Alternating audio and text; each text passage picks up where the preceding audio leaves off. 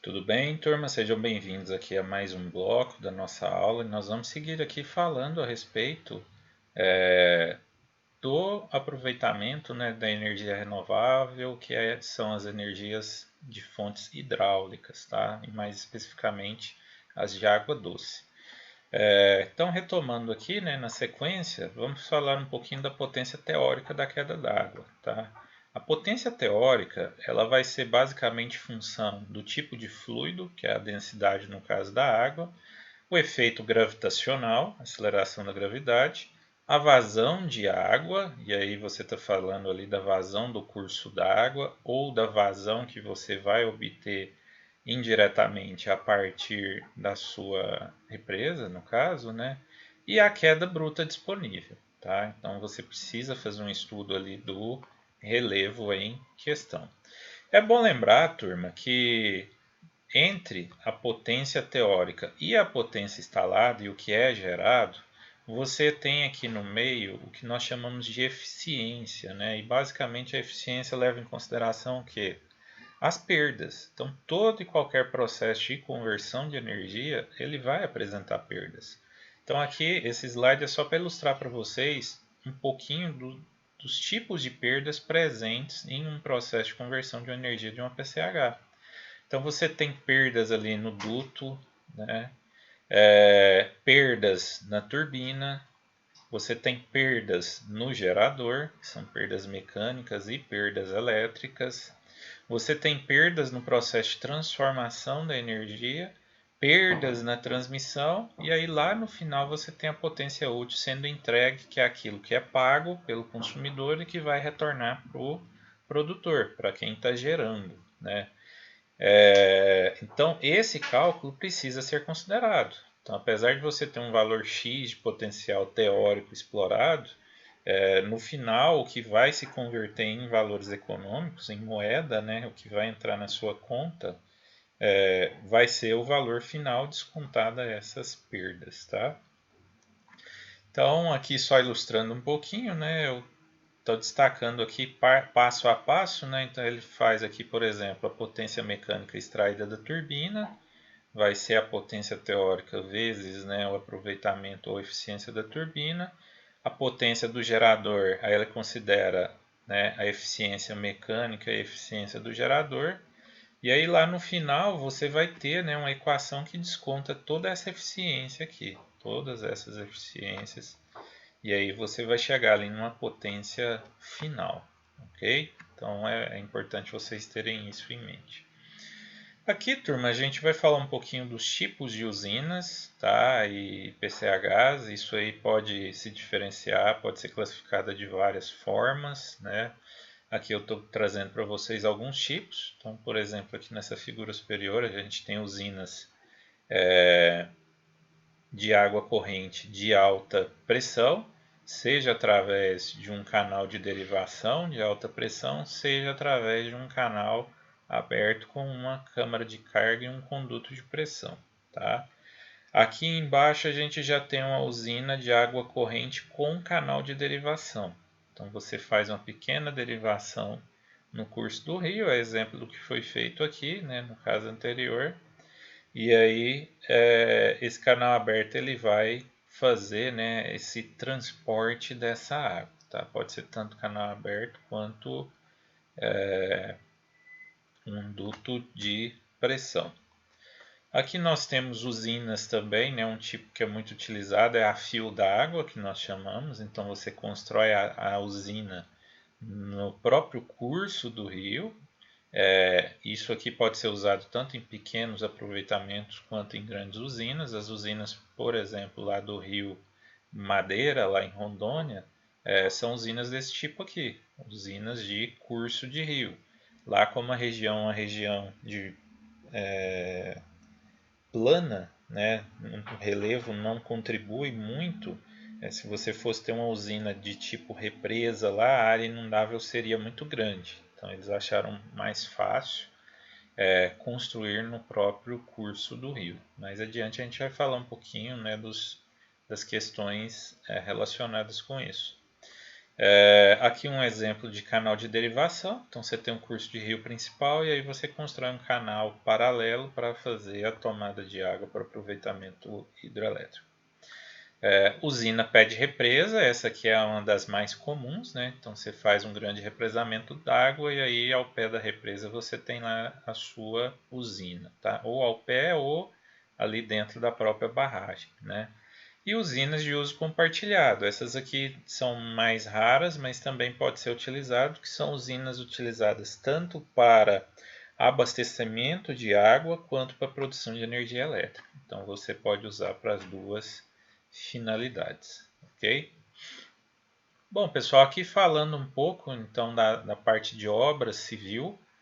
Então, as obras civis são todos esses elementos aqui introduzidos artificialmente no seu sistema. Então, você tem ali desde a parte de tomada de água, a forma como isso vai ser feito, os vertedouros, né, a forma de escoamento de transbordo, canais, né, muitas vezes você precisa ter ali canais artificiais, né, para fazer ali tomadas de água, câmaras de descarga, duto forçado, casa de máquinas, gerador, até a câmara de descarga e retorno da água de volta ao curso do rio. E aqui, pessoal, fica uma das grandes, né, vantagens da usina hidrelétrica, que você faz tudo isso, toda a água que é utilizada é retornada para o rio, 100%, e o principal de tudo, toda a usina ela faz um controle de qualidade da água extremamente preciso. Então, eles fazem um controle de qualidade da água que entra e da água que sai, para ficar comprovado que a água que está retornando, ela retorna com a mesma qualidade, sem óleo, sem qualquer tipo de contaminante, né, para não prejudicar. Bom, dentro desse contexto aqui, então vamos passar aqui um pouquinho sobre cada um desses elementos, né? Então, primeiramente, né, falando um pouquinho do açude ou da barragem. Esse sistema de açude ou barragem, né, naturalmente é utilizado quando você não tem queda de água suficiente. Então você pode fazer ali um açude ou uma barragem. Não vou entrar nos pormenores dos tipos de açude, tipos de barragem. Geralmente o tipo escolhido para cada caso depende muito do relevo, depende muito do material que você tem disponível ali na região. Então você geralmente na construção da usina você utiliza os próprios materiais disponíveis ali e a escolha do tipo de barragem passa por isso. Então vai depender muito do relevo da região, da geotecnia da região. O vertedouro, pessoal, é um dos primeiros elementos ali, é um elemento que é utilizado para você expurgar a água em excesso, né? Então é quando sua barragem já está cheia até o limite, né? E aí você precisa expurgar o excesso de água, geralmente em épocas muito chuvosas. Outro elemento presente em termos de obra civil é a escada para peixes, né? Então é uma preocupação com a fauna da região. Vale lembrar que o responsável pela usina, eles fazem todo um acompanhamento prévio de qual é a fauna preliminar antes da introdução da usina. Existe todo um trabalho de coleta, né, de amostras, né, para você ter aquele material ali disponível. E aí depois, após a construção da usina, faça o acompanhamento para ver se a usina não está impactando de uma forma muito severa naquela região, tá? Naturalmente o impacto existe, o impacto acontece, você faz ali todo um trabalho, né, artificial no curso do rio, na represa e tudo mais, mas a ideia é que quando a usina estiver funcionando plenamente, esse impacto seja o mínimo possível. Bom, pessoal, a tomada de água é um dos elementos iniciais, né? Então, a comporta que você tem lá, geralmente no canal de duto aberto ou no canal de duto forçado, você vai fazer a primeira tomada de água e aí você vai ter uma série de elementos ali, de filtros e grades para tentar filtrar materiais para não serem introduzidos lá no processo da turbina. Esses canais eles podem ser de vários tipos, canais abertos podem ter todos esses formatos aqui são só alguns desses formatos, são canais de derivação. Na sequência desse canal de derivação é comum ter um desarenador, Esse desarenador, ele, ele faz um processo ali por gravidade, um processo gravimétrico, onde todo o material particulado ele vai ficando acumulado aqui na base, né? Então é para evitar a entrada desse particulado.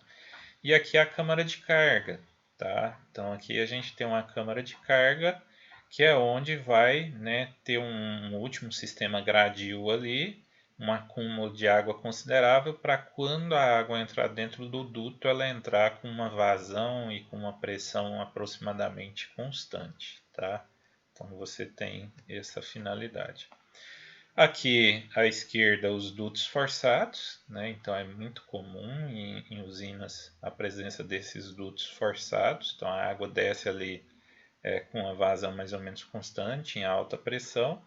E aí lá no final desse duto forçado, geralmente você tem ali a casa da usina, né? Ou usina de força, que eles chamam, que é onde ficam as máquinas, né? As turbinas e os geradores para a produção da eletricidade. Uma vez que aquela água é turbinada e a energia é produzida, essa água ela é vertida novamente para o rio. Então você vai ter uma câmara de descarga. Então aqui é só ilustrando, né?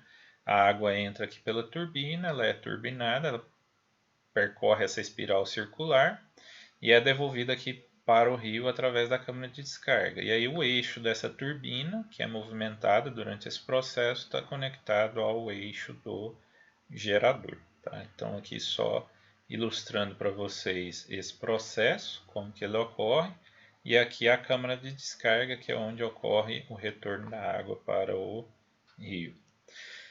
Falando um pouquinho aqui, turma, a respeito das turbinas, né? Não vou entrar em muitos detalhes, mas existem vários tipos de turbinas utilizadas, né? Então você vai ter aí tanto turbinas de eixo vertical, como é essa aqui, quanto turbinas de eixo horizontal, tá? Então você pode ter os dois tipos de turbina. Geralmente turbinas de eixo vertical são mais utilizadas em grandes usinas e de eixo horizontal em pequenas usinas. Bom, as turbinas elas vão se dividir ali de acordo com seus tipos, né, que são as turbinas de ação ou de empuxo.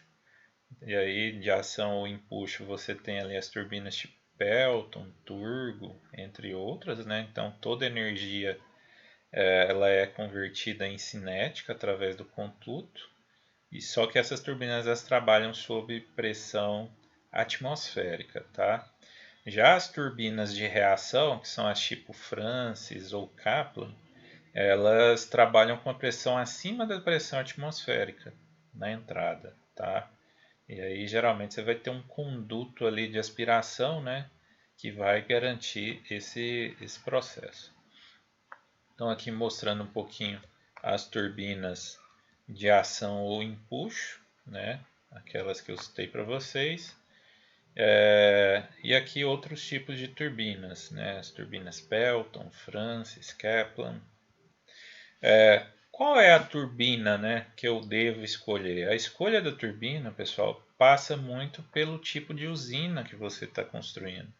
Então vai depender de uma série de características. Se você vai usar uma turbina de ação, se você vai usar uma turbina de reação, a velocidade de rotação dessa turbina, a vazão presente ali, o desnível, né, o pé direito, qual é a potência de atuação desse tipo de turbina, a eficiência. Então tudo isso é levado em consideração no processo de escolha, tá? Então são todas características aí que são consideradas, tá? Aqui um gráfico que procura cruzar mais ou menos a área de ação de cada turbina em função da queda d'água e em função da vazão. Então, se você perceber aqui, você vai ver que para qualquer conjunto de queda d'água e vazão, você vai ter ali, consequentemente, uma ou até mais de um tipo de turbina que pode ser utilizado, tá? E aí você vai verificar qual é a melhor aplicação para aquele caso em específico seu. Aqui é um gráfico demonstrando o tipo de turbina em função da velocidade específica, né? Conforme eu falei para vocês lá naquela tabelinha. Então você tem turbinas para uso em velocidades de rotação maiores, né? E turbinas para uso em velocidades de rotação menores, ok? Bom, pessoal, muito obrigado pela participação de vocês. Eu aguardo vocês no próximo bloco. Até lá!